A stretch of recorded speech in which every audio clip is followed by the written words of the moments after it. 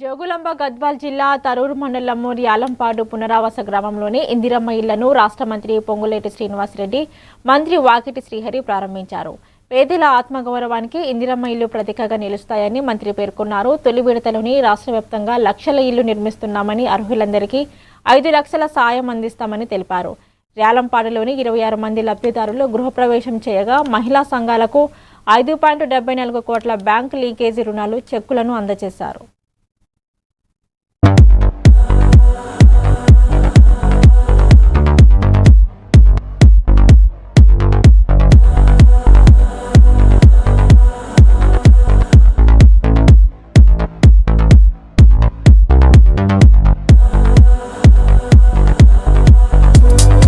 నమస్కారం.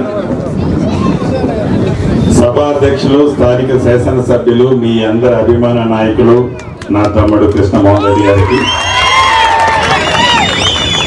ఈ కార్యక్రమంలో నాతో పాటు ముఖ్య అతిథిగా విచ్చేసిన మీ అందరికీ చిపరిచితులు నా సహచర మంత్రివర్యులు పెద్దన్న శ్రీహరన్న గారికి,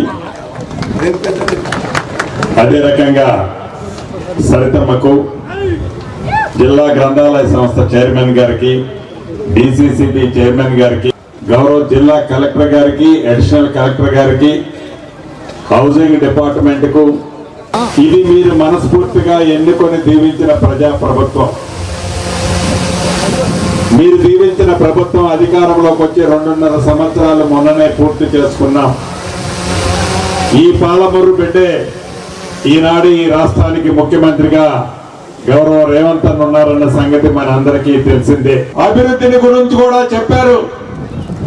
ఎక్కడ ఈ ప్రాంతం ఆ ప్రాంతం అనకుండా ప్రతి ప్రాంతంలో అభివృద్ధిని ఎక్కడ కుంటుపడకుండా తల తాకట్టు పెట్టైన నిధులు సేకరించి అభివృద్ధిని చేస్తూ ఎన్నికల ముందు చెప్పిన హామీలే కాకుండా ఎన్నికల ముందు చెప్పని అనేక కార్యక్రమాలు పేదవాడి గుమ్మానికి చేరుస్తున్నాం.